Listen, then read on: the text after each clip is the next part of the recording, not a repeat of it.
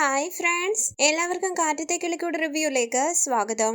ഈ റിവ്യൂ നിങ്ങൾക്ക് ഇഷ്ടമായെങ്കിൽ ലൈക്ക് ചെയ്തും സബ്സ്ക്രൈബ് ചെയ്തും സപ്പോർട്ട് ചെയ്യണേ. കാറിൽ സുഭാഷും വീട്ടുകാരും പെണ്ണ് കാണാനായി വരികയാണ്. കാറിൽ നിന്ന് ഇറങ്ങിയ ഭാസ്കരൻ സിഗരറ്റ് എടുത്ത് വലിക്കാനായി തുടങ്ങുമ്പോൾ സുഭാഷ് പറയുന്നു, അച്ഛ അവര്. ഇത് കേട്ട് ഭാസ്കരൻ സിഗരറ്റ് മാറ്റുകയാണ്. സ്കൂട്ടറിൽ അവിടേക്ക് വന്ന ബ്രോക്കർ ചോദിക്കുന്നു, ഇപ്പൊ എത്തിയതല്ലേ ഉള്ളൂ, വരൂ വരൂ. നമസ്കാരം എന്ന് പറഞ്ഞ് പുറത്തേക്ക് ഇറങ്ങി വരികയാണ് പെണ്ണിന്റെ വീട്ടുകാർ. ബ്രോക്കർ പറയുന്നു, മനസ്സിലായല്ലോ. അവർ പറയുകയാണ്, പിന്നെ മനസ്സിലായില്ലേ, കേറി വരും. തുടർന്ന് രാജീവ് ഉറക്കെ പറയുന്നു, ഹേമേ ദേ അവരെത്തി കേട്ടോ. ഇത് കേട്ട് പുറത്തേക്ക് ശ്രദ്ധിക്കുകയാണ് നിധിയും സാന്ദ്രയും. പീതാംബരനെയും വീട്ടുകാരെയും സന്തോഷത്തോടുകൂടി സ്വീകരിക്കുകയാണ് രാജീവും വീട്ടുകാരും. തുടർന്ന് ബ്രോക്കർ പറയുന്നു, ഇതാണ് ചെറുക്കന്റെ അച്ഛൻ ഭാസ്കരൻ, ഇത് പയ്യൻ. സുധീഷ് പറയുകയാണ്, പേര് സുഭാഷ്. ഈ ബിൽഡിങ്ങുകളൊക്കെ ഇല്ലേ, കെട്ടിടങ്ങള്, അതൊക്കെ കോൺട്രാക്ട് എടുത്ത് പണി തീർത്തു കൊടുക്കുന്ന പരിപാടിയാ. ഇത് കേട്ട് എല്ലാവരും കണ്ണു തള്ളി സുധീഷിനെ നോക്കുകയാണ്. ഒരാൾ പറയുന്നു, അത് കൊള്ളാലോ, അപ്പോൾ കീഴിൽ നല്ല പണിക്കാരുണ്ടാകും അല്ലെ? സുധീഷ് പറയുന്നു, പിന്നെ കൂടുതലും ബംഗാളികളാ. ചേട്ടന്റെ നേരെ താഴെ ഞാൻ, പേര് സുധീഷ്. ഞാൻ സ്വന്തമായിട്ട്. ഹരീഷ് പറയുന്നു, ഡ്രൈവറാ. നികേഷ് പറയുകയാണ്, ഇത് മൂന്നാമത്തെ ചേട്ടൻ ഹരീഷ്. സുധീഷ് പറയുകയാണ്, മെക്കാനിക്കൽ ബിസിനസ്സാ. അവർ ചോദിക്കുന്നു, മെക്കാനിക്കൽ ബിസിനസ് എന്ന് പറയുമ്പോൾ? സുധീഷ് പറയുകയാണ്, ഈ ബൈക്കുകളൊക്കെ നന്നാക്കുന്ന ആ ചേട്ടൻ പറയുന്നു, വണ്ടിപ്പണി. അപ്പോൾ നികേഷ് പറയുന്നു, ഞാൻ നികേഷ്, സെക്കൻഡ് ഇയർ ബികോമിന് പഠിക്കുന്നു. അവിടെ നിൽക്കുന്ന ഒരു ചേച്ചി പറയുന്നു, കൊള്ളാലോ. അല്ല, പെണ്ണ് കാണാൻ വരുമ്പോഴേ വീട്ടിൽ നിന്ന് സ്ത്രീകളാരും വന്നില്ലേ? ഭാസ്കരൻ മറുപടി പറയാനായി തുടങ്ങുമ്പോൾ തടഞ്ഞുകൊണ്ട് സുഭാഷ് പറയുന്നു, അത് ഞങ്ങളുടെ വീട്ടില് ഞങ്ങൾ ഈ 5 പേര് മാത്രമേ ഉള്ളൂ, അതാ ഞങ്ങൾ മാത്രമായിട്ട് വന്നത്. സുധീഷ് പറയുന്നു, അല്ലല്ല, സ്വന്തക്കാരൊക്കെ ഉണ്ട്, വെറുതെ അവരെ കൂട്ടിക്കൊണ്ടുവന്ന് ബുദ്ധിമുട്ടാക്കണ്ടെന്ന് കരുതി. ഞങ്ങളുടെ വീട്ടിൽ ആരൊക്കെ ഉണ്ടെന്നുള്ളതാണല്ലോ പ്രധാനം അല്ലേ?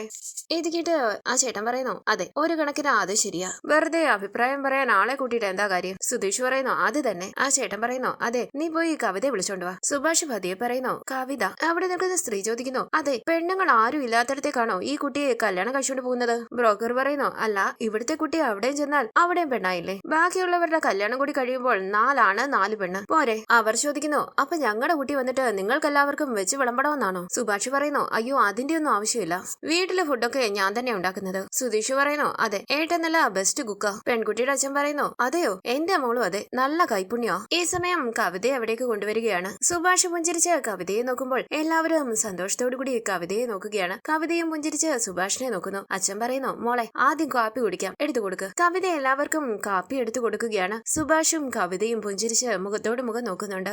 അമ്മ പറയുന്നു, മോളെ ആ വടയും കൂടി എടുത്തു കൊടുക്ക്. കവിത വട എടുത്തു കൊടുക്കുകയാണ്. ബ്രോക്കർ പറയുന്നു, സുഭാഷ് മുഖം ഉയർത്തി പെണ്ണിനെ നോക്കടാ. സുഭാഷ് കവിതയെ നോക്കി പുഞ്ചിരിക്കുകയാണ്. അച്ഛൻ പറയുന്നു, കഴിക്ക്, കവിത തന്നെ ഇതെല്ലാം ഉണ്ടാക്കിയത്. എല്ലാവരും സന്തോഷത്തോടു കൂടി വട കഴിക്കുമ്പോൾ സുഭാഷ് ചോദിക്കുന്നു, ഇതെങ്ങനെ ഉണ്ടാക്കിയത്? ഇത് കേട്ട് എല്ലാവരും കണ്ണു തള്ളി സുഭാഷിനെ നോക്കുകയാണ്. സുഭാഷ് ചോദിക്കുന്നു, കുട്ടി തന്നെയല്ലേ ഉണ്ടാക്കിയത്? അതേന്ന് കവിത പറയുമ്പോൾ അമ്മ ചോദിക്കുന്നു, എന്താ മോനെ, നന്നായിട്ടില്ലേ? സുഭാഷ് പറയുന്നു, ഏയ് കുഴപ്പമൊന്നുമില്ല, ഞാനേ വേറൊരു കാര്യം ചോദിക്കാൻ വേണ്ടിയാ. ഈ എണ്ണ നന്നായിട്ട് വെട്ടി തിളച്ചപ്പോഴാണോ മാവ് അതിലേക്ക് ഉരുട്ടിയിട്ടത്? ആണോ? അതേന്ന് കവിത പറയുമ്പോൾ സുഭാഷ് പറയുകയാണ്, അങ്ങനെ വരട്ടെ, വെറുതെ അല്ല. എന്താന്നറിയുമോ, ഇതിന്റെ പുറം നന്നായിട്ട് വെന്തിട്ടുണ്ട്, പക്ഷേ ഇതിനകത്ത് കണ്ടോ, അകത്ത് ഒരുമാതിരി മാവ് ചുവയ്ക്കുന്നുണ്ട്. ചെറിയ ഫ്ലെയിമില് എണ്ണ മിതമായിട്ട് നിലനിർത്തിക്കൊണ്ട് വേണം പരിപ്പോടെ ചുട്ടെടുക്കാൻ. അടുക്കളയില് മാവ് ബാക്കി ഇരിപ്പുണ്ടോ? ഉണ്ടെന്ന് കവിത പറയുമ്പോൾ സുഭാഷ് പറയുകയാണ്, എന്നാലേ എങ്ങനെ ഉണ്ടാക്കണമെന്ന് ഞാൻ പറഞ്ഞുതരാം. അടുക്കള എവിടെ? അവിടെയല്ലേ? അങ്ങനെ സുഭാഷ് അവിടെ നിന്ന് എഴുന്നേൽക്കുമ്പോൾ അനിയന്മാര് സുഭാഷ് ഏട്ടാന്ന് വിളിക്കുകയാണ്. കവിത മടിച്ചു നിൽക്കുമ്പോൾ സുഭാഷ് പറയുന്നു, വാ കുട്ടി.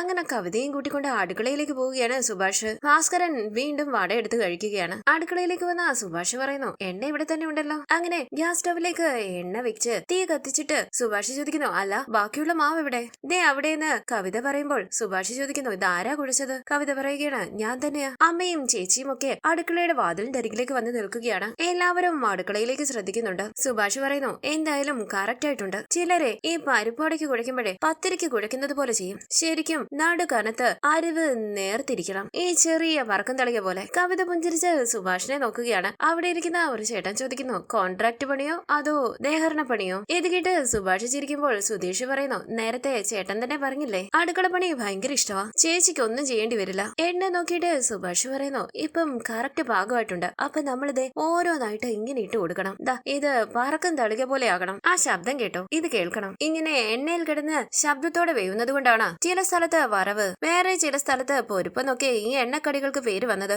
ഏതായാലും ബാക്കി മാവുണ്ടായത് നന്നായി, ഇല്ലെങ്കിൽ എനിക്ക് കാണിച്ചു തരാൻ പറ്റില്ലായിരുന്നല്ലോ. ദേ നോക്ക്, ഈ കളർ കണ്ടോ? ഈ കളർ വന്നാൽ ഇത് പാകമായെന്നാണ് അർത്ഥം. അല്ല, കോരാൻ ഒരു അരിപ്പ? അമ്മ പറയുന്നു, അരിപ്പതാ അവിടെയുണ്ട്. കവിത അരിപ്പ എടുത്ത് സുഭാഷിന്റെ കയ്യിലേക്ക് കൊടുക്കുകയാണ്. പരിപ്പോടെ എണ്ണയിൽ നിന്നും കോരിയെടുക്കുന്ന സുഭാഷ് പറയുകയാണ്, എന്റെ അനിയന്മാരൊക്കെ നന്നായിട്ട് ഫുഡ് അടിക്കും, എന്നാലും ഒറ്റ ഒരുത്തന് അടുക്കളയിൽ കയറി വേറെ ഒരു ജോലിയും ചെയ്യാൻ അറിയത്തില്ല. എനിക്കാണെങ്കിലേ ഈ കുക്കിംഗ് എന്ന് പറഞ്ഞാൽ ഭയങ്കര ഇഷ്ടമാണ്. എന്തെങ്കിലും വിഷമമോ ടെൻഷനോ ഒക്കെ വരുമ്പോൾ ഞാൻ അടുക്കളയിൽ കയറി കുറെ പലഹാരങ്ങളും ഉണ്ടാക്കും. പിള്ളേര് വരുമ്പോൾ കഴിക്കാനും ഉണ്ടാകും. എന്റെ മനസ്സങ്ങ് തണുക്കുകയും ചെയ്യും. ദാ കഴിച്ചു നോക്കി. കവിത പരിപ്പോടെ എടുക്കാനായി തുടങ്ങുമ്പോൾ സുഭാഷ് പറയുന്നു, ചൂട് ചൂട് കഴിക്ക്. കവിത പരിപ്പോടെ കഴിച്ചു നോക്കുമ്പോൾ സുഭാഷ് ചോദിക്കുന്നു, എങ്ങനെയുണ്ട്? കവിത പറയുകയാണ്, കൊള്ളാം, കുറച്ചുകൂടി കഴിക്ക്. എങ്ങനെയുണ്ടെന്ന് സുഭാഷ് കണ്ണുകൊണ്ട് ചോദിക്കുമ്പോൾ നന്നായിട്ടുണ്ടെന്ന് പുഞ്ചിരിച്ച് തലയാട്ടുകയാണ് കവിത. പിന്നീട് കാണിക്കുന്നത് സാന്ദ്ര നിധിയോട് പറയുന്നു, അവരെല്ലാവരും എത്തി, വാ താഴേക്ക് വാ. അവിടേക്ക് വന്ന ഹേമ ചോദിക്കുന്നു, എന്താ മോളെ ഇത്? എത്ര നേരമായി അവര് വന്നിട്ട്? നിന്നെ തിരക്കുന്നുണ്ട്, വന്നേ. ദേ ഇനിയും വരാതിരുന്നാൽ അത് അച്ഛനെ അപമാനിക്കുന്നത് പോലെയാകും. വാ. സാന്ദ്ര പറയുന്നു, ചെല്ല്. ഹേമ ചോദിക്കുകയാണ്, മോളെ ആ വലിയ മാല കൂടി ഇടിയിപ്പിക്കാമായിരുന്നില്ലേ? നിധി പറയുന്നു, എന്നാ പിന്നെ ഒരു നെറ്റിപ്പട്ടവും കോലവും കൂടി വെക്കാം. എന്താ? സാന്ദ്ര പറയുന്നു, ഇത് മതിയമ്മ, ഇത് സിമ്പിൾ ആൻഡ് ബെസ്റ്റ്. ഹേമ പറയുകയാണ്, നിങ്ങളുടെ ഇഷ്ടം, വാ വന്നേ. അങ്ങനെ ഹേമ അവിടെ നിന്ന് പോകുമ്പോൾ വന്നേന്ന് പറഞ്ഞ് നിധിയെയും ചേർത്ത് പിടിച്ച് പിന്നാലെ പോവുകയാണ് സാന്ദ്ര. നിധിയെയും കൂട്ടിക്കൊണ്ട് ഹേമ എല്ലാവരുടെ അരികിലേക്ക് വരുമ്പോൾ പീതാംബരൻ ചോദിക്കുന്നു, വാ മോളെ, സുഖമല്ലേ? 10 വയസ്സുള്ളപ്പോഴാ മോളെ ഞാൻ അവസാനമായിട്ട് കണ്ടത്. ഇപ്പൊ വലിയ കുട്ടിയായി അല്ലേ ലക്ഷ്മി? ലക്ഷ്മി പറയുന്നു, അതെ അതെ. ഹേമ പറയുകയാണ്, എല്ലാവരെയും വിഷ് ചെയ്യും മോളെ. നിധി പറയുന്നു, എല്ലാവർക്കും നമസ്കാരം. നിധി എന്ന് ശ്രദ്ധിച്ചിട്ട് പയ്യൻ ലക്ഷ്മിയോട് പറയുന്നു, അമ്മ ഇത്തിരി ഷോർട്ട് ആണല്ലോ കുട്ടി, പിന്നെ ഔട്ട്ഫിറ്റ് ഇത്തിരിയും കൂടി മോഡേൺ ആകണം. ലക്ഷ്മി പറയുന്നു, ഷോർട്ട് ആണെങ്കിലും ക്യൂട്ടാ, പിന്നെ നിന്റെ സ്വന്തമൊന്നും ആയിട്ടില്ലല്ലോ, അപ്പൊ നോക്കാം. എന്താ അമ്മ പറയുന്നതെന്ന് രാജീവ് ചോദിക്കുമ്പോൾ ലക്ഷ്മി പറയുകയാണ്, പെൺകുട്ടി ഇത്തിരി ഷോർട്ട് ആണെന്ന്. ഞാൻ പറഞ്ഞു ഷോർട്ട് ആണെങ്കിലും ക്യൂട്ട് ആണെന്ന്. ഈ സമയം കോഫിയുമായി അവിടേക്ക് വരികയാണ് സാന്ദ്ര. ഹേമ പറയുന്നു, കോഫി കൊടുക്കും മോളെ. സാന്ദ്ര കോഫി നിധിയുടെ കയ്യിലേക്ക് കൊടുക്കുമ്പോൾ നിധി അത് എല്ലാവർക്കും കൊടുക്കുകയാണ്. നിധിയെ നോക്കി പുഞ്ചിരിച്ച് കോഫി എടുക്കുകയാണ് പയ്യൻ. തുടർന്ന് പയ്യൻ പറയുന്നു, എനിക്ക് നിധിയോടൊന്ന് സംസാരിക്കണം. പീതാംബരം പറയുന്നു, നിനക്ക് എത്ര വേണമെങ്കിലും സംസാരിക്കാമല്ലോ, അതിനിപ്പം ആരുടെയും അനുവാദം ആവശ്യമില്ല അല്ലേ രാജീവേ? രാജീവ് പറയുകയാണ്, പിന്നല്ലാതെ. തുടർന്ന് സുഭാഷും വീട്ടുകാരും പോകാനായി ഇറങ്ങുമ്പോൾ പെൺകുട്ടിയുടെ അച്ഛൻ പറയുന്നു, ശരി, എന്നാൽ ഞങ്ങൾ എല്ലാവരും കൂടി ഒന്ന് ആലോചിച്ചിട്ട് വിളിച്ചോളാം. നിങ്ങളും ഒന്ന് ആലോചിക്ക്. ശരിയെന്ന് പറഞ്ഞ് എല്ലാവരും അവിടെ നിന്ന് പോവുകയാണ്. ജനലിന്റെ അരികിലേക്ക് വന്ന കവിത സുഭാഷിനെ നോക്കുകയാണ്. കാറിലേക്ക് കയറാനായി തുടങ്ങുന്ന സുഭാഷ് ജനലിലൂടെ നോക്കുന്ന കവിതയെ കണ്ട് പുഞ്ചിരിച്ച് തലയാട്ടുകയാണ്. കവിതയും പുഞ്ചിരിച്ച് തലയാട്ടുന്നു. പിന്നീട് കാണിക്കുന്നത് പയ്യൻ നിധിയോട് പറയുന്നു, മൈ നെയിം ഈസ് സൂര്യദാസ്. ഏത് കോളേജിലാ പഠിച്ചത്? നിധി പറയുകയാണ്, ഇവിടെ അടുത്ത SM എഞ്ചിനീയറിംഗ് കോളേജ്. സൂര്യ പറയുന്നു, SM എഞ്ചിനീയറിംഗ് കോളേജ് എനിക്കറിയില്ല, ഞാനിവിടെ ഉണ്ടായിരുന്നില്ലല്ലോ. എന്റെ സ്കൂൾ വിദ്യാഭ്യാസം മുഴുവനും ഊട്ടിയിലായിരുന്നു, അവിടുന്ന് ബാംഗ്ലൂർ, അവിടുന്ന് straight to Australia. What a beautiful place man. Course ഒക്കെ കഴിഞ്ഞ് അവിടെ തന്നെ ജോലിയായി സെറ്റിൽഡ് ആയി. Actually I hate this place man. Dust, traffic, pollution, noise, horrible man. ഇത് കേട്ട് നിധി ചുറ്റും നോക്കുമ്പോൾ സൂര്യ പറയുന്നു, നോട്ട് യുവർ ഹോം ബേബ്, ഞാൻ പൊതുവായി പറഞ്ഞതാ, ഈ നാട് കൊള്ളില്ല. ട്രിവാൻഡ്രത്ത് വേറൊരു വീടുണ്ട്, അറ്റ്ലീസ്റ്റ് അവിടെ പോയി നിൽക്കാമെന്ന് പറഞ്ഞാൽ അച്ഛൻ ഈ കുഗ്രാമം വിട്ടിട്ട് വരാനേ പറ്റത്തില്ല. പുള്ളിയുടെ കോറികളും ബിസിനസ്സും ഒക്കെ ഇവിടെയാണല്ലോ. ഇതെല്ലാം കേട്ട് നിധി ഒന്നും മിണ്ടാതെ നിൽക്കുമ്പോൾ സൂര്യ പറയുന്നു, ഹേയ്, ഇങ്ങനെ മിണ്ടാതെ നിൽക്കുന്നവരെ എനിക്ക് ഒട്ടും ഇഷ്ടമല്ല. Say something. തനിക്കൊന്നും പറയാനില്ലേ? നിധി പറയുന്നു, ഇന്ന് എന്റെ കോളേജിലെ കോൺവെക്കേഷൻ ആയിരുന്നു, ടോപ്പർക്കുള്ള ഗോൾഡ് മെഡൽ എനിക്ക് കിട്ടിയത്. പൊട്ടിച്ചിരിച്ചുകൊണ്ട് സൂര്യ പറയുന്നു, ഇവിടുത്തെ SM എഞ്ചിനീയറിംഗ് കോളേജിലെ ടോപ്പർ. നിധി പറയുന്നു, യൂണിവേഴ്സിറ്റി ഗോൾഡ് മെഡലിസ്റ്റ്. സൂര്യ പറയുകയാണ്, ഗോൾഡ് മെഡൽ? ഈ യൂണിവേഴ്സിറ്റി എന്ന് പറയുന്നത് ഹാർവാർഡും കേംബ്രിഡ്ജും ഒന്നും അല്ലല്ലോ. ഹേയ് ബേബ്, ഈ ഗോൾഡ് മെഡൽ കൊണ്ടൊന്നും പുറത്തു പോയി രക്ഷപ്പെടാനാകില്ല. അതിന് നല്ലോണം പണിയെടുക്കണം, ഒരുപാട് വലിയ വലിയ എക്സാംസ് എഴുതണം. ഞാൻ അതിന്റെ ഫസ്റ്റ് അറ്റംപ്റ്റിൽ തന്നെ പാസ്സായി. അത് നല്ല കോളേജിൽ പഠിക്കാൻ കഴിഞ്ഞതുകൊണ്ടാണത്, നോ ഡൗട്ട് അബൌട്ട് ഇറ്റ്. എന്താണ് ഹോബീസ്? നിധി പറയുന്നു, I like dancing, indoor games and badminton. Surya പറയുന്നു, but I like fishing very much. മീൻ പിടിക്കല്ലേ? സി, ഇവിടുത്തെ പോലെയല്ല, നാട്ടിൻ പുറത്ത് പിള്ളേർ കെട്ടിയുണ്ടാക്കുന്ന ഒരു സാധനം ഉണ്ടല്ലോ, ചൂണ്ട, അതിന്റെ പ്രൊഫഷണൽ വേർഷൻ. 10 ലക്ഷം രൂപ വരും ഒരെണ്ണത്തിന്. Can you believe it? അതുമായി ഒരു ബോട്ടിൽ കയറി ഒരൊറ്റ പോക്ക. യുനോ, വലിയ സൈസിലുള്ള ടൂണ, ഡോൾഫിൻ, കിങ് ഫിഷ്, പിന്നെ ഫുൾ നൈറ്റ് അതും ബിയറുമായിട്ട് ഫ്രണ്ട്സുമായിട്ടും ചില്ലിംഗ് ആണ്. കുക്കിംഗ് അറിയുമോ? നിധി പറയുന്നു, കുറേശ്ശെ. സൂര്യ പറയുന്നു, നോ നോ നോ നോ, അത് പോരാ, എല്ലാം വെറൈറ്റി ഉണ്ടാക്കാൻ പഠിക്കണം. I love home food, but cooking എനിക്കൊരു പിടിയില്ല, so you should learn to cook. ഇതെല്ലാം കേട്ട് നിധി മനസ്സിൽ പറയുന്നു, ഇപ്പോഴേ ഇയാളങ്ങ് തീരുമാനിച്ചുവല്ല. സൂര്യ പറയുന്നു, അല്ല, ഒരു കാര്യം ചോദിക്കാനുണ്ടായിരുന്നു. എന്തായിരുന്നു അത്? Oh yeah, got it. എന്തായിരുന്നു തന്റെ പേര്? നിധി പേര് പറയുമ്പോൾ സൂര്യ പറയുകയാണ്, Nidhi. What's the meaning? Oh yeah, treasure. Wow, nice name. ബട്ട് ഒരു കുഴപ്പമുണ്ടല്ലോ. Look at me. ഇന്ന് ഇയാളുടെ മേക്കപ്പ് അത് ഭയങ്കര ബോറായിട്ടുണ്ട്. മേക്കപ്പ് വേണം, ബട്ട് അത് ഇട്ടോണ്ട് വന്നാൽ ആരും അറിയാൻ പാടില്ല. സാരമില്ല, I will teach you eventually. അങ്ങനെ സൂര്യ സംസാരിക്കുമ്പോൾ എല്ലാം തലയാട്ടി കേൾക്കുകയാണ് നിധി. തുടർന്ന് സൂര്യ പറയുന്നു, ഓ ഞാൻ മറന്നല്ലോ, തന്റെ പേരെന്താണെന്നാ പറഞ്ഞത്? നിധി വീണ്ടും പേര് പറയുമ്പോൾ സൂര്യ പറയുകയാണ്, yeah, Nidhi, treasure. So it was nice meeting you. I will see you soon. Bye bye. അങ്ങനെ സൂര്യ അവിടെ നിന്ന് പോകുമ്പോൾ നിധി പറയുകയാണ്, hi, bye, see you, bye. പിന്നീട് കാണിക്കുന്നത് വീട്ടിലേക്ക് വന്ന സുഭാഷിനോട് സുധീഷ് ചോദിക്കുന്നു, സുഭാഷ് ചേട്ടൻ ഓക്കെ ആണല്ലോ അല്ലേ? എന്താണ് അങ്ങനെ ചോദിച്ചെന്ന് സുഭാഷ് ചോദിക്കുമ്പോൾ നികേഷ് ചോദിക്കാണ്, ഈ കല്യാണം നടക്കുമോ? ഹരീഷ് പറയുകയാണ്, അത് ഡൗട്ടാ. അല്ലെങ്കിലും അവർക്ക് എന്താ ഇത്ര ആലോചിക്കാൻ? എസ് അല്ലെങ്കിൽ നോ അത് പറയാൻ പറ്റാത്തത് കൊണ്ട് പറഞ്ഞെന്നേ ഉള്ളൂ. ഭാസ്കരൻ ചോദിക്കുന്നു, 5 തടിയന്മാര് ചെന്ന് പെണ്ണ് ചോദിച്ചാൽ ആരാടാ പെണ്ണ് തരുന്നത്? ഇങ്ങനെയുള്ള കാര്യങ്ങൾക്ക് പോകുമ്പോഴേ കൂടെ പെണ്ണുങ്ങൾ ഉണ്ടാകണം. അതുണ്ടോ ഇവിടെ? ഹരീഷ് പറയുകയാണ്, ബന്ധുക്കളായ പെണ്ണുങ്ങളെ കടയിൽ നിന്ന് മേടിക്കാൻ കിട്ടുമോ? ഇല്ലല്ലോ. സുഭാഷ് പറയുന്നു, എടാ നമ്മുടെ കൂടെ വരാൻ ആരുമില്ലാന്ന് നമ്മൾ പറഞ്ഞതല്ലേ, അത് മനസ്സിലാക്കാൻ പറ്റുമെങ്കിൽ മതി, ഇല്ലെങ്കിൽ കല്യാണം നടക്കില്ല, അത്രേ ഉള്ളൂ. ഭാസ്കരൻ പറയുന്നു, 4-5 ആണുങ്ങൾ മാത്രമുള്ള വീട്ടിലേക്ക് ആരും പെണ്ണിനെ അയക്കത്തില്ലടാ, അല്ലെങ്കിൽ ഇവൻ ആരെയെങ്കിലും പ്രേമിച്ച് അവളോടൊപ്പം ഒളിച്ചോടി പോണം. ഹരീഷ് പറയുന്നു, ആ അവസ്ഥയിൽ ഈ കുടുംബത്തെ കൊണ്ടെത്തിച്ചത് ആരാണെന്നറിയാലോ, വെറുതെ സംസാരിച്ച് വഷളാക്കണ്ട. സുധീഷ് പറയുന്നു, അല്ലെങ്കിൽ ഒരു കാര്യം ചെയ്യ്, അച്ഛൻ വേറൊരു പെണ്ണ് കെട്ട്, ഞങ്ങൾക്കല്ലേ പെണ്ണ് കിട്ടാത്തതായിട്ടുള്ളൂ,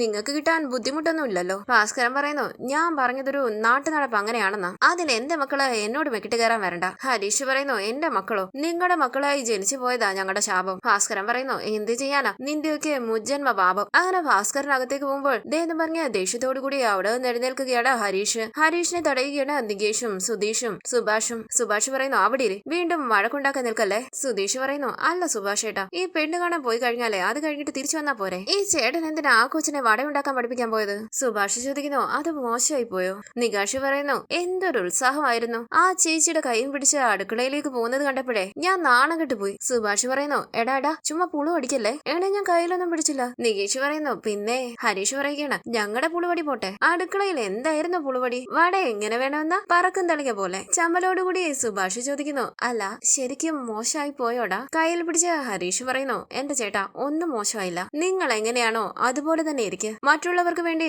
നിങ്ങളുടെ സ്വഭാവം മാറ്റാൻ നിൽക്കണ്ട, ഞാൻ പോയിട്ട് വരാം. അങ്ങനെ ഹരീഷ് അവിടെ വന്ന് പോവുകയാണ്. സുധീഷ് പറയുന്നു, എന്നാ പിന്നെ ഞാനും ഇറങ്ങുക, സമയമായി. സുഭാഷ് ചോദിക്കുന്നു, എടാ നീ കഴിക്കുന്നില്ലേ? വേണ്ടെന്ന് പറഞ്ഞ അവിടെ നിന്ന് പോകാനായി തുടങ്ങുന്ന സുധീഷ് തിരിഞ്ഞു എന്നിട്ട് പറയുന്നു, അതെ സുഭാഷ് ഏട്ടാ, ഈ ചേട്ടനുള്ളതേ ചേട്ടന് തന്നെ കിട്ടും, അഥവാ കിട്ടിയില്ലെങ്കിൽ അത് ചേട്ടനുള്ളതായിരിക്കത്തില്ല, അത്രേ ഉള്ളൂ. ഇത് കേട്ട് ചിരിച്ചുകൊണ്ട് സുധീഷിനെ നോക്കുകയാണ് സുഭാഷ്. അങ്ങനെ ഇന്നത്തെ എപ്പിസോഡ് അവസാനിച്ചു. ഇനി അടുത്ത എപ്പിസോഡ് പ്രൊമോ റിവ്യൂ. രാത്രി സുഭാഷ് അമ്മിക്കല്ലിൽ അരച്ചുകൊണ്ട് നിൽക്കുമ്പോൾ അവിടേക്ക് വരികയാണ് സുഭാഷിന്റെ മുറപ്പെണ്ണ്. സുഭാഷ് തിരിഞ്ഞ് ആ പെൺകുട്ടിയെ നോക്കുമ്പോൾ ചിരിച്ചുകൊണ്ട് സുഭാഷിനോട് സംസാരിക്കുകയാണ് അവൾ. തുടർന്ന് സുഭാഷിന്റെ അരികിലേക്ക് ഇരുന്ന് അവൾ പറയുന്നു, നമ്മുടെ വീട്ടുകാർ തമ്മിൽ ഇങ്ങനെ വഴക്കും പ്രശ്നങ്ങളും ഒന്നും ഇല്ലായിരുന്നെങ്കിൽ ഒരുപക്ഷെ സുഭാഷേട്ടൻ പെണ്ണ് കാണാനേ പോകില്ലായിരുന്നു അല്ലേ. ഇത് കേട്ട് കണ്ണു തള്ളി ആ പെൺകുട്ടിയെ നോക്കുകയാണ് സുഭാഷ്. അവൾ നാണത്തോടുകൂടി പുഞ്ചിരിച്ച് ആലോചിച്ചിരിക്കുന്നു. പെണ്ണ് കാണാൻ പോയ കാര്യങ്ങളൊക്കെ സുഭാഷിനോട് ചോദിച്ച് മനസ്സിലാക്കുകയാണ് ആ പെൺകുട്ടി. ഈ സമയം അവിടേക്ക് വരികയാണ് സുഭാഷിന്റെ അമ്മായി. സുഭാഷിയും ആ പെൺകുട്ടിയും ഞെട്ടി അമ്മായിയെ നോക്കുകയാണ്.